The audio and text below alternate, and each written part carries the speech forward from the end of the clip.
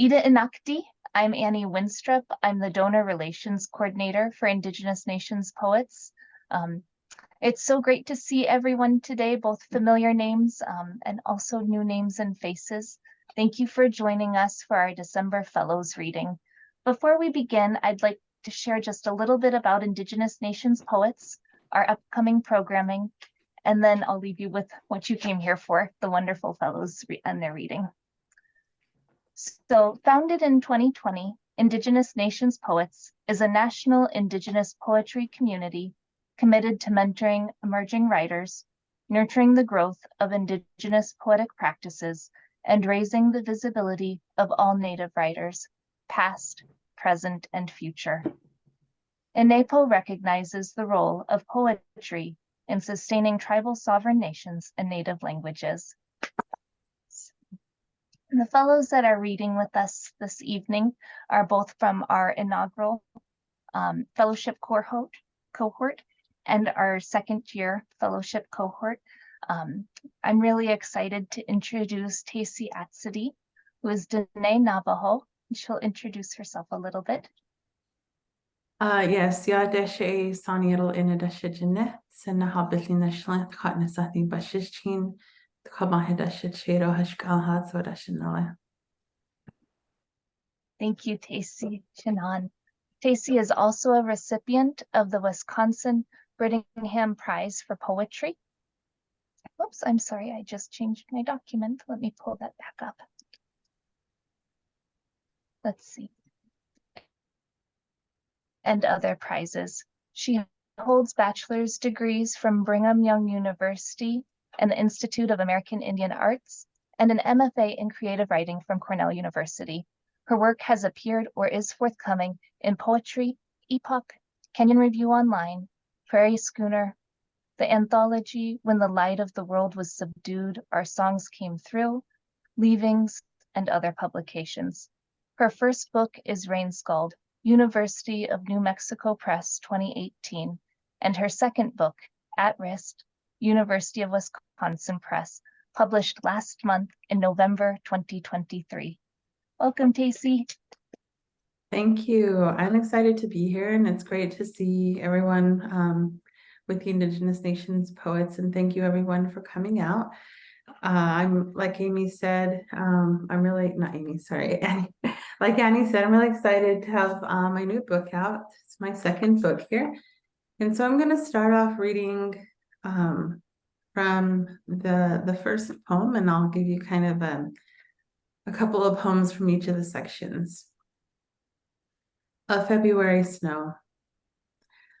I thought I knew love in every drag of the tongue across icing, sparkle and glaze. Thought I went wading into stars, pulling my dress up to my knees.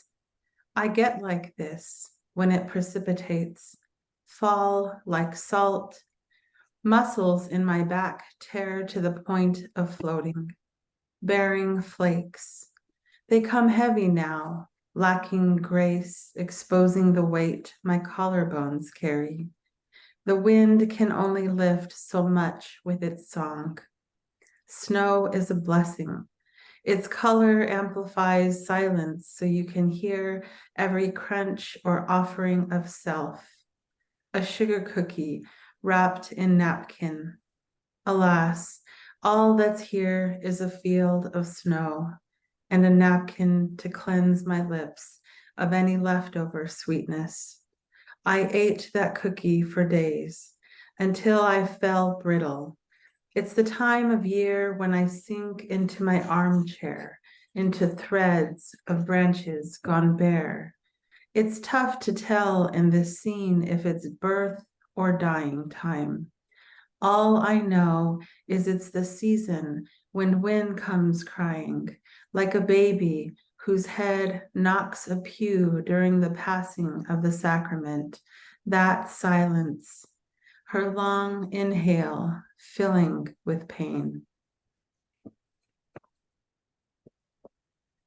Sonnet for my wrist. I tend to mistake your ribs for a hand towel. It hangs on a nail above the wash bowl, the hand towel ripped. There's something wearing about the end curve of thread. When I sleep, I keep my palms open. Verve, we were lovers in a field of gray.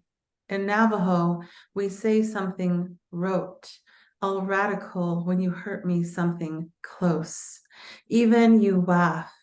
It's best I tether, forget flyaways I plucked. My bones, they lie to me like fray, like gaunt. I don't crawl back for fragments, even a spinal cord of sinew. It's not going to close. You rope me from stray to grip. It's all for naught.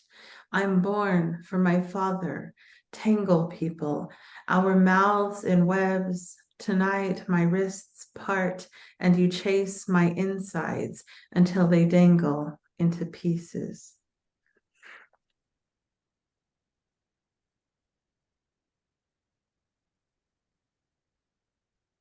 On Innocence at Quality Waters, New Mexico. I am too young to handle bone and knife. Just out of morning, dark glints a rainbow trout. Her life full as her stomach, her fins flap like wings, breaking water to catch the last blue of night's end. Dad squats, a crowning shimmer from her exquisite belly. Here's where you cut, as he tightens his fist around her body. Now, gut open, he pulls her spine, her entrails, caught in current downstream. Flyaways bend like grasses in breeze. My eyes drift off before watering over. My blade tip cold as the deep, deep. Down here, it's easy to mistake your hand for someone else's sternum or set of ribs. I drive a stake in the riverbank. She's chained through, gills still moving. So the last few poems that I'll read come from the last part of the book, which is called Lacing, and it's a sonnet redoubled. So there are 15 sonnets, and all 14 sonnets after the first one take a line from the first sonnet. And so this is Lacing 2. These days I've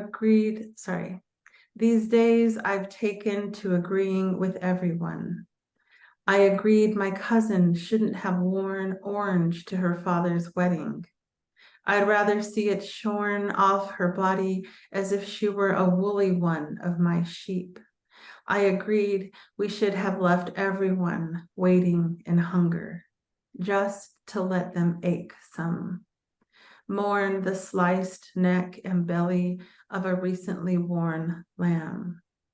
It was its time anyway, I agreed. Everyone knows what it's like to be sheared.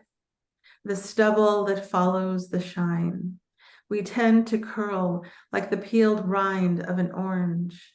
A lung or two in its first stage of shrivel falls to rubble.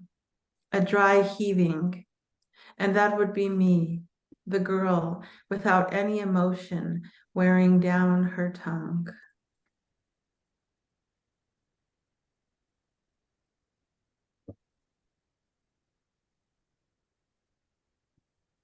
"11. At church, I sat salvaged. I said to send me away, wearing nothing but satin and lace. We both felt secondhand. It was knee length and it wore me cheap.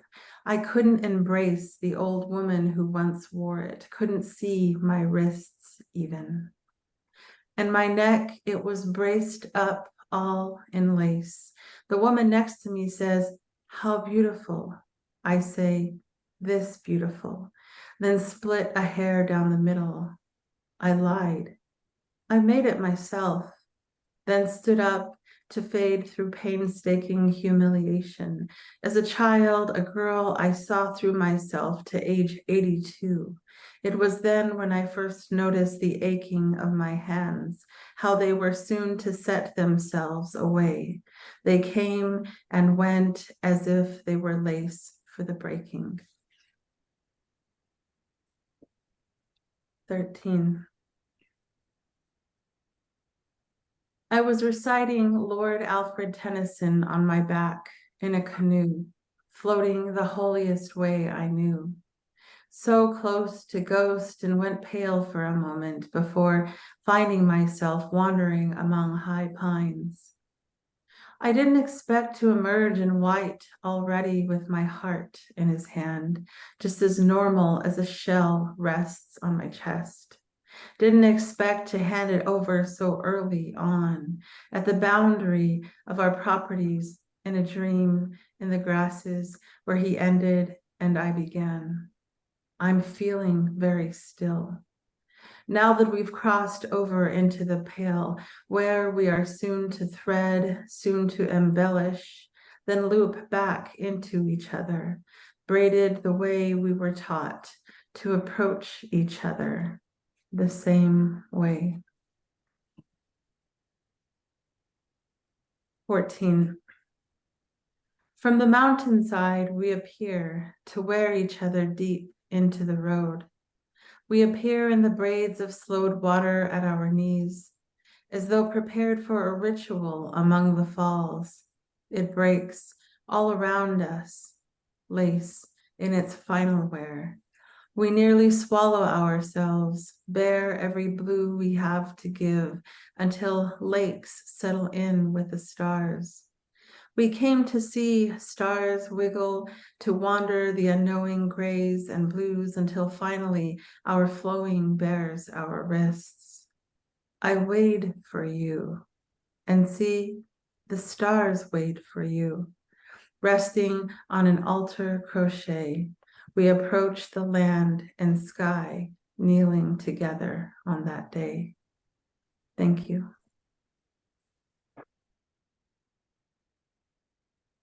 Right. Thank you so much, Tacey. I always love your work and the physicality of it, right? The attention to details, especially the five senses that you include. They're so evocative. Thank you for reading them. And as a note, I had someone direct message me to ask where you can find or read Tacey's newest book that she's reading from. And so I'll go ahead and I'll drop that link in the chat in just a moment here. But first, I'd like to introduce Anthony Ceballos. Anthony Ceballos lives in Minneapolis, Minnesota, and can be found pending staff recommendations at Birch Bark Books and Native Arts. In 2022, he was part of the inaugural Indigenous Nations Poets Retreat in Washington, D.C. He has been published in Yellow Medicine Review, Waterstone Review, and the recent anthology, Another Last Call, Poems on Addiction and Deliverance, among others. He is a first-generation descendant of the Mill Lakes Band of Ojibwe. Thanks so much for being here with us, Anthony. Thank you, Annie, for that lovely intro. It's hard to believe it's been 2 years since Washington, D.C. It's time just goes by. Grateful to be here. This rhyme, an epigraph, and everyone in the courtyard rushes to grab a poem fluttering from the sky. Martine Espada, the Republic of Poetry. My mother called me one November day to ask if poems could spill from the sky. Said she felt one on her tongue, passed away as she wandered, house or bar, world gone dry. Forward, Ojibwe woman of the hollow oak, communion, a sorrow of pair lost. For what line tumbles down like first snow? What poet pleads mercy to the still frost. What hymn will mimic a mother's cradle when a son no more remembers her song? As coiled smoke rises from the stable, finds its way to clouded sky, faded dawn. One November day, his mother calls out, soundless, a poem caught inside her throat.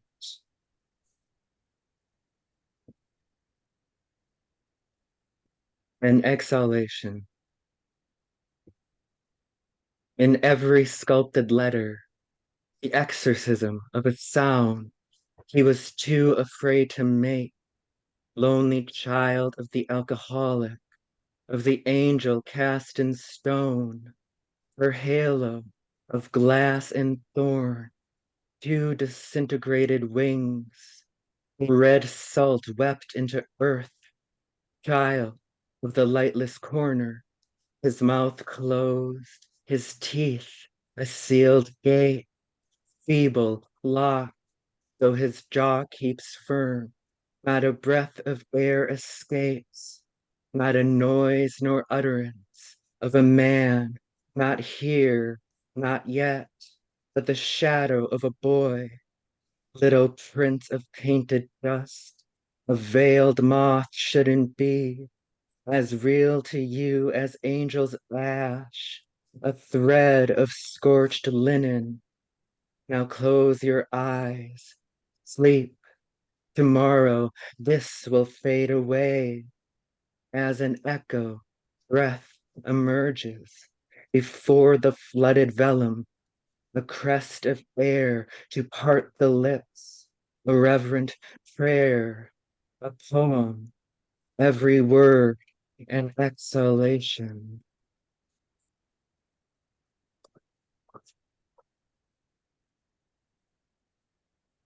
At dawn, bel canto for Maria Callas. I am told there is a will.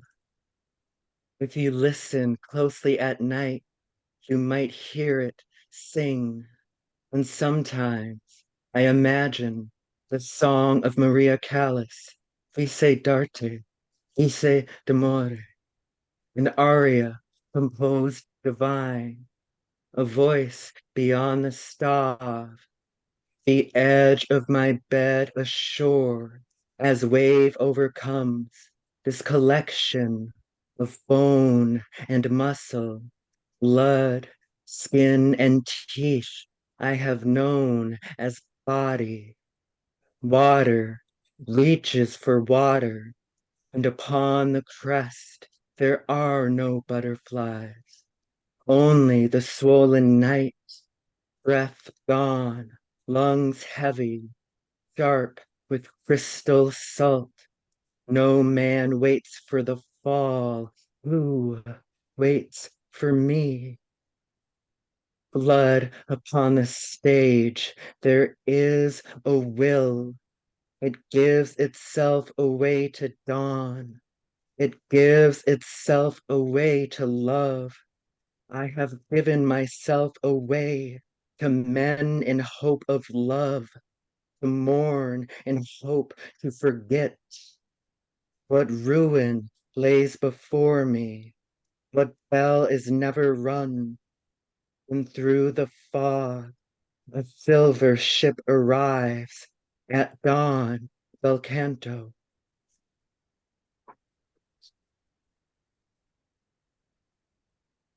By these waters, an epigraph. Oh, but I'll be all right as long as there's light from a neon moon, Brooks and Dunn, neon moon. Oh, my father, vent the flood in my head. My brain is too drenched, drowned in ungodly spirit, wet as my pillowcase. When my eyes reveal another dawn, when my hand opens the blinds, the brilliance overwhelms. I think my body is on fire. Oh, mother, help me find home in the ultraviolet. My capillaries hide in ultraviolence. My childhood fingers through the Rubik's against a bedroom wall. All the small pieces. If I can't follow the form, examine the part that build up the body. Oh, sister, your body, this body, our bodies, my body, houses, and uncle's old drinking song, Brooks and Dunn's neon moon. I wander beneath its ionized hum and glow. While these beat up dreams, they stumble, lay their broken bones across the beams. Oh, my mother, my father, my sister, it'll be all right. In the light, I'll repent. Let my pen confess all these sins. Wash myself in the baptismal font, blessed by this water poured onto dirt. Two more poems. This one is called Listen, the Earth. Listen, I've heard the rustle beneath paved roads, the roots that reach, spread, and gather themselves in the dark. How even without a promise of light, their language remains illumination. Listen, their counsel is an ask to remember what life exists just on the periphery, ready to flower in vivid saturation, to speak the sweetest tall grass, to sing the fragrant lilac chorus, and the trees, trees, watchers of soil, guardians of a scripture only earth knows, not a secret, but a privilege, this invocation, this hushed hum of river, of birch, of cedar, maple, elm, of willow, to weep no more. Listen, this is the earth, her voice to guide us home.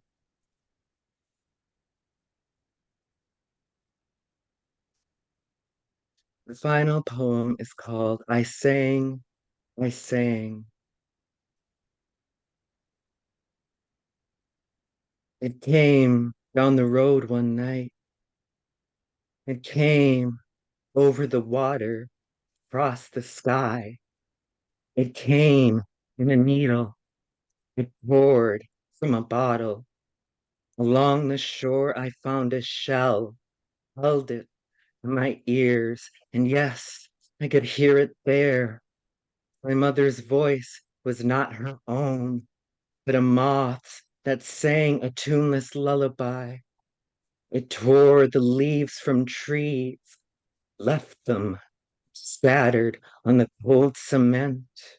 Everything was ice, frozen in the middle of a second, and all the sparrows and doves began to fall away from heaven, should our heavens be, as I stood where the road reaches water, as it shrouded earth in an endless squall, and I sang for the sun I could not find.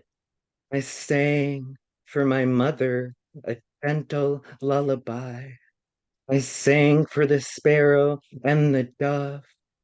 I sang for the sky, sang for the shore, the trees, and all their scattered leaves. I sang until I could sing no more.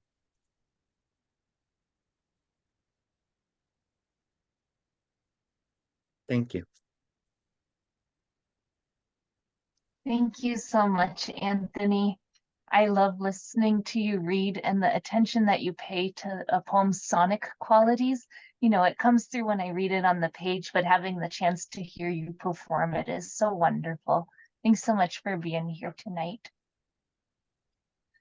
Our next reader is Amy Ingles. Amy Ingles is a citizen of the Osage Nation, a Wazaji from the Pawhuska District, and Zisho Washtake Clan, gentle peacemaker. She was born and raised in Anaheim, California, near the Santa Ana Wana River, and is active with the California Osage diaspora groups. She has worked in social movement organizations for housing and climate justice for 15 years. She is an MFA student in creative writing at the Institute of American Indian Arts. Her work has appeared in Under a Warm Green Linden, Anaheim Poetry Review, Poetry Northwest as a finalist for the James Welch Prize, and About Place. Thank you, Amy. Thank you, Annie Dudley. I feel like Osages like it when other people attempt to speak our language as well. So thank you for your effort.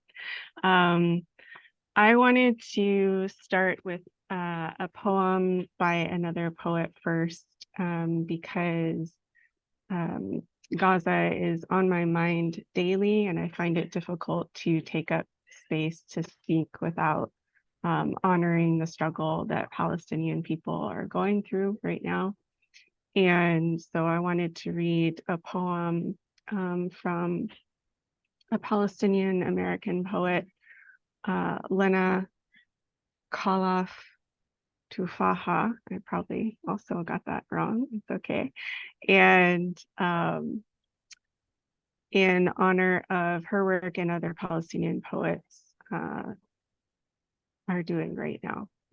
And I wish for your good thoughts as to no helicopters overhead. They like to they like to go on when I'm speaking. All right, Lena's poem is The State of. And this is from a series the LA Review of Books is putting out right now. Noun gerund of the verb to journey, a setting out, a departure. A boy's voice out beneath what used to be the second story of a house. I am here, he cries. Can anyone hear me? I am here, and the night sky is sleeping on my chest. Noun gerund of the verb to leave. An exodus, a detachment. A father has gone in search of bread. A baker has gone in search of flour. A mother has gone in search of a cloud. A people have gone. A world in each of them. Noun gerund of the verb to travel. A parting, a demise. A girl steps on top of the walls of what used to be, a third story of a house. I am searching for the sea, she cries. Has anyone seen it? It used to live in my window. Thank you for listening to that.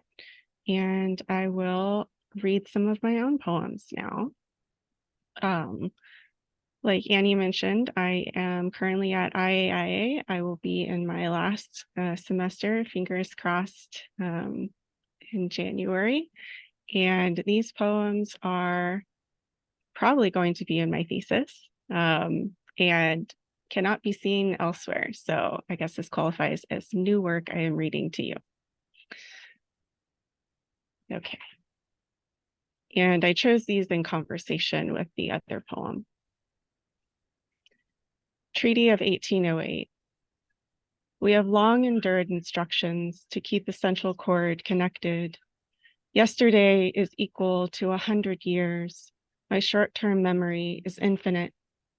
Blue and green are the same color, seen as earth life visible inside out. Our worship was poured into summer sky, filling springs over 300 feet deep. Pools of my eyes belong to blue water, blue dragonfly, blue butterfly, salamander. There is the sovereignty claim over my body, my skin unceded territory. When compelled to honor I'm compelled to honor treaty rights when asked how I identify. Heart stays and hopes we never reach the final stage of grief, acceptance.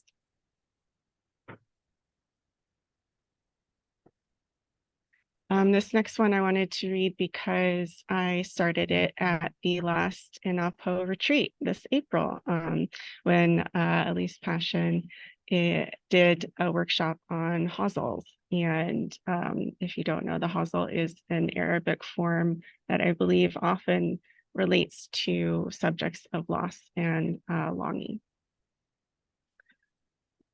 And this is after a trip I took this year with the Osage Nation.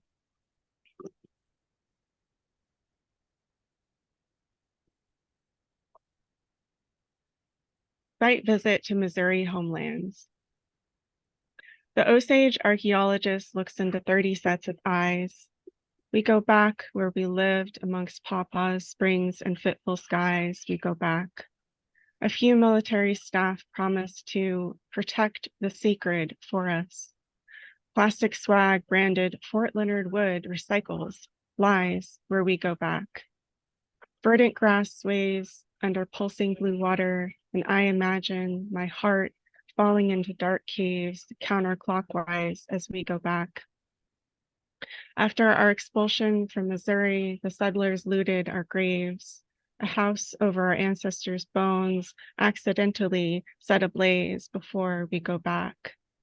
Where 7 cairns are offered prayers to family we never forgot, and scarlet paintbrush and wild hyacinth persist, we go back. White tears fall over removed rock faces they failed to preserve, that remember the faith we had to bury, where perhaps one day we go back.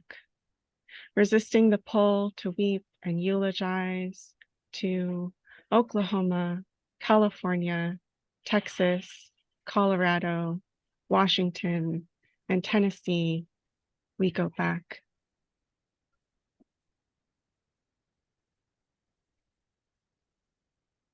This next one is called Adopted. We follow the Black Blood west. Sorry, there's children next door having a fun time. Okay, I'll do my best. Adopted. We follow the Black Blood west.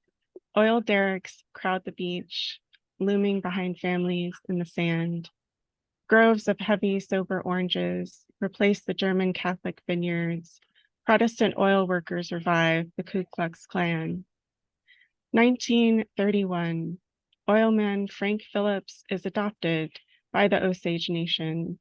Chief Fred Lookout gives him the name Hula Kihika for his fair business dealings in drilling on our lands. Saltwater flooding the prairie, oil coating the sandstone riverbanks. My great-grandfather ran until he met the edge of California. To the palm trees there are no orphans. Children dried starfish on the tile, sea once crowded with creatures, then anemones tired of closing on small fingers. Today, death floats in rainbows atop the cold Pacific when steel veins under the ocean burst from neglect. This shore used to sustain a people. We've been here 100 years, but we know these waters are not our mother.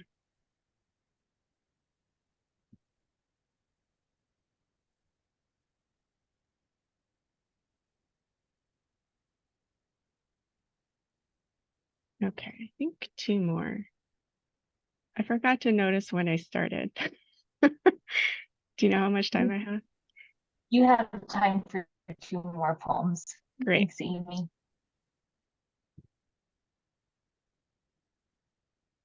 Okay, we'll do purpose of power.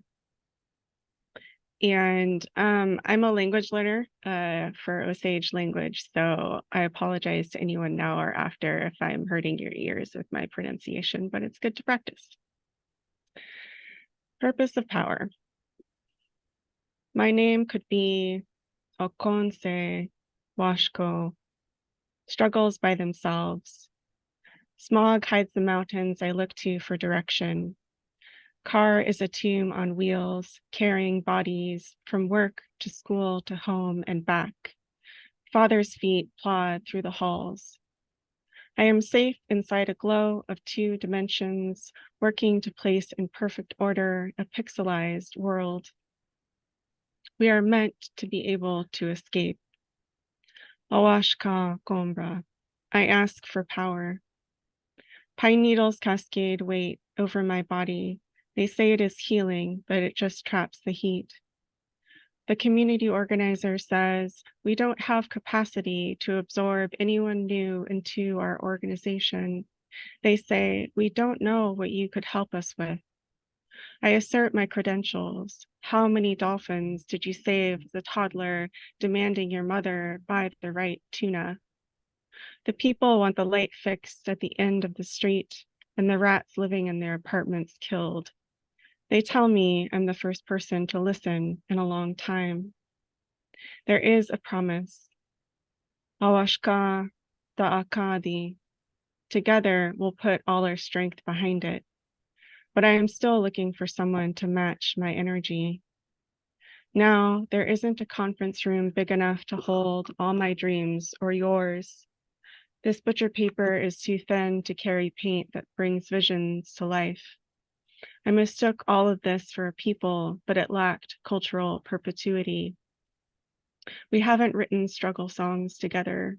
Our origin stories are so young. The cacophony of voices when we all unmute on Zoom to sing becomes a wall. I become a killer. I delight in the tension of a vision reckoned with reality, the blood of lesser goals on my hands. Burn out equals a fire suffocated, a near death from freezing. Nothing made sense anymore, I said to him. Purpose was burned out of my heart. Awashka Kombra, the power I need to try again, what Coyote brings to help us cross the river, and when we arrive, what lies we tell to survive in darkness. As it gets dark over here. All right, finally, and then you don't have to listen to me anymore. Finally naturalized. If you said we could be ancestors, these monarchs who circle each other across the grasses while they feed on black sage and desert lavender. If you said we might be the dinosaurs who lived, garden lizards pumping their arms in the sun while they catch another dark glass eye and chase, then I would know what to do next. I could reach for your hand and say, I also see something ancient in you. Hair reflecting light from stars dead before people arrived, bones passed down from mothers who birthed monsters. You smile and say you are glad together we survived these aeonic extinction years. Death came for all but the monarchs and lizards. To finally resign and root in this place. River sand between our toes, blue-eyed grass looking down at us. Thank you.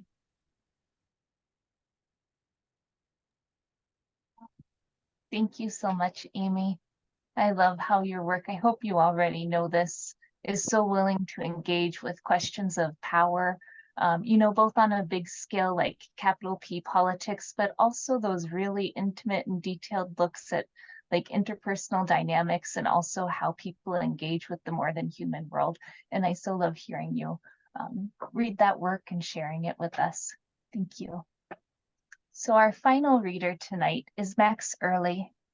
Max Early, Laguna Pueblo, obtained his MFA in creative writing from the Institute of American Indian Arts and his BA in English from the University of New Mexico.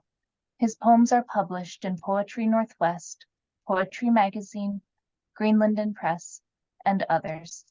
He's received fellowships from Writing by Writers and Orion in the Wilderness.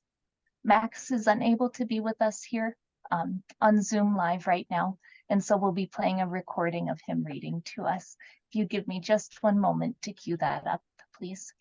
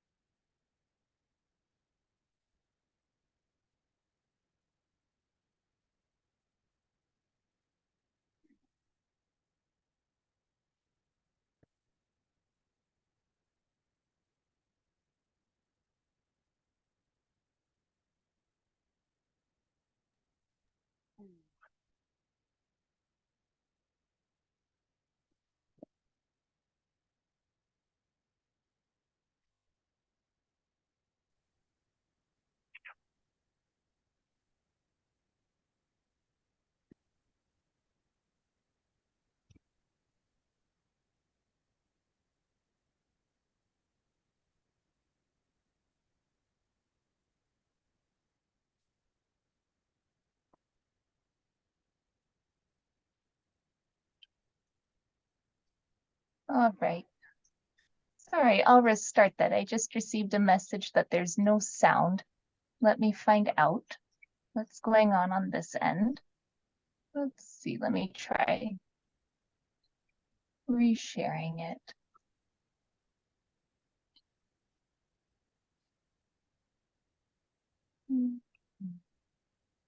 Let's see.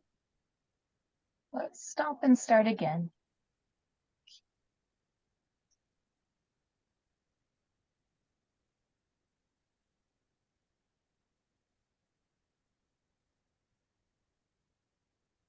This is Max Early. My first poem Is this is audible? Bessie's Transmission, recently Thanks. published in Hayden's Fairy Review, issue 71. Bessie's Transmission for Kathleen Wall. If only we had lit up the candles on your cake. If only I could hear your party of mud song. If only I could have a cheerful toast to let this bliss dashboard like a bluebird. If only we weren't in the fall kiss of your water-clad summer. If only we didn't have to dry our clay pots and never sand away. If only Mama Fanny could still braid your pigtails tighter than tight. If only we could finish a pottery mask that whispered global warming. If only your clay clowns could text and eat watermelon at the same time. If only I could hear you sing happy birthday, Mr. President, and shout impeach, impeach, impeach, while impersonating Marilyn Monroe standing above a subway vent. If only you had shouted, isn't it delicious? If only you had taught me to make Hamas enchiladas. If only you could be next year's native treasure. If only the transmission wasn't in the shop. If only roads could diffuse the distance. We could have danced even after the crowd left. If only I could have wished you a long life and drove back to Laguna with a bluebird behind the wheel.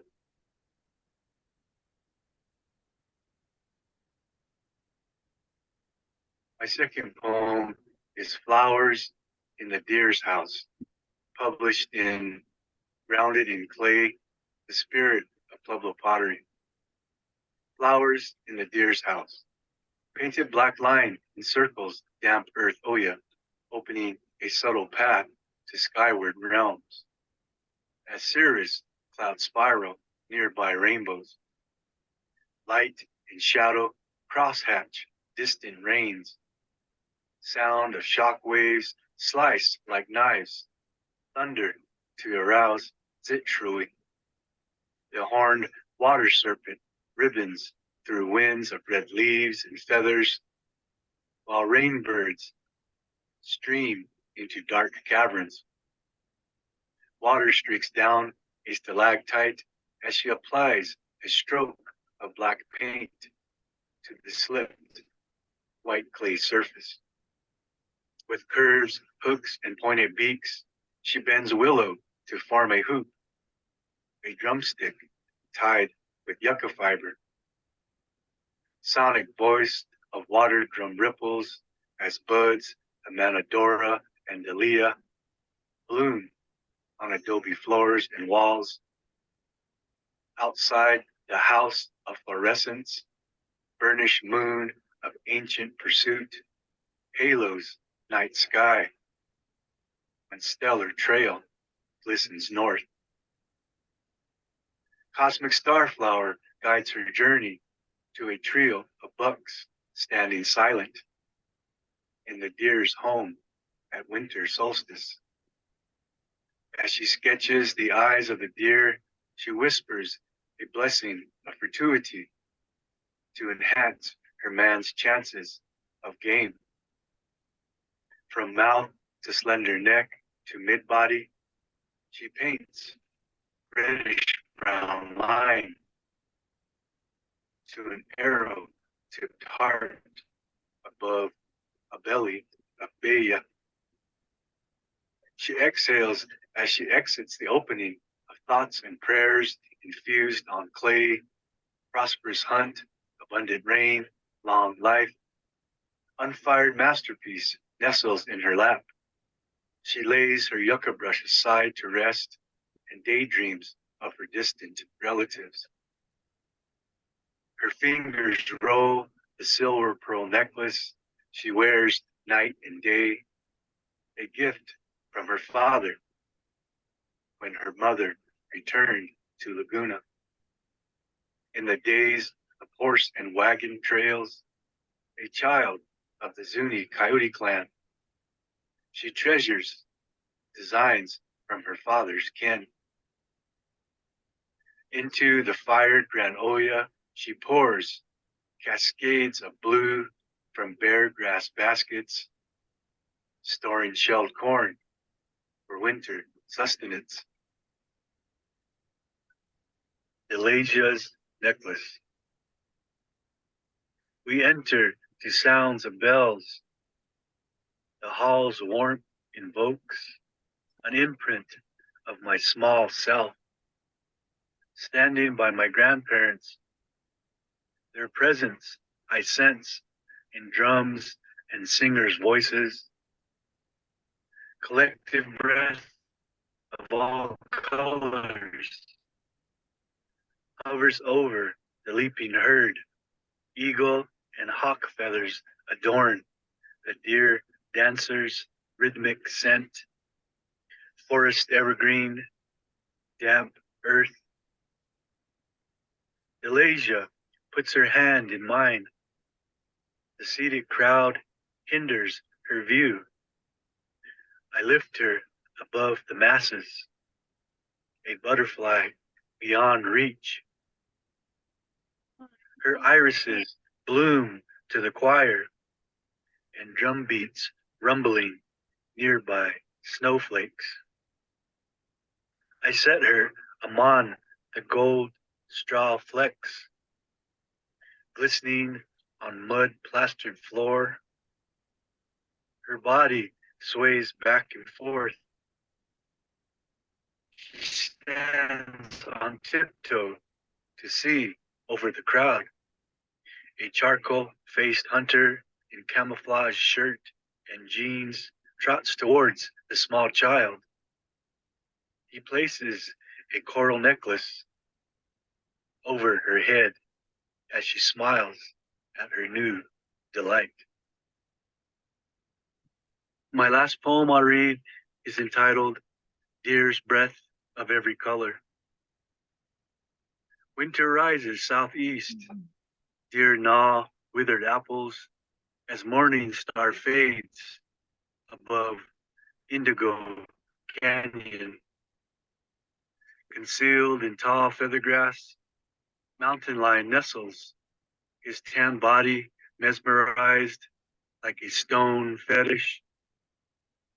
Sun blazes amber rays, snow powders the deer trail. A hunter whispers through mist his flowered prayer. Mukait hashte mishkayu kumatsani.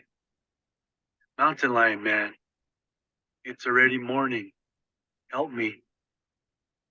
Climbing Hawk Mountain through blue juniper terrain, mountain lion leaps. An arrow blessed with pollen. Winter sets southwest.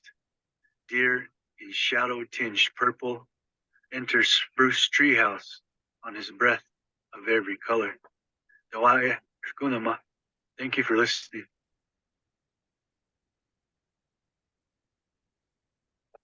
I'm so glad Max was able to join us with his video, even if he couldn't be on Zoom with us right now.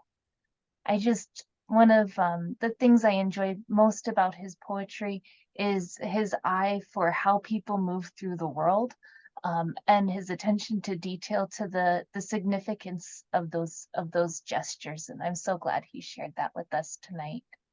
That concludes our reading. In a moment, Jody's going to drop some links in the chat in case you'd like to learn more about Indigenous Nations poets and the work that we do, or if you'd like to donate and support our upcoming mentorship retreat, where we'll focus on language back. Thank you so much for being here with us tonight. Chanan.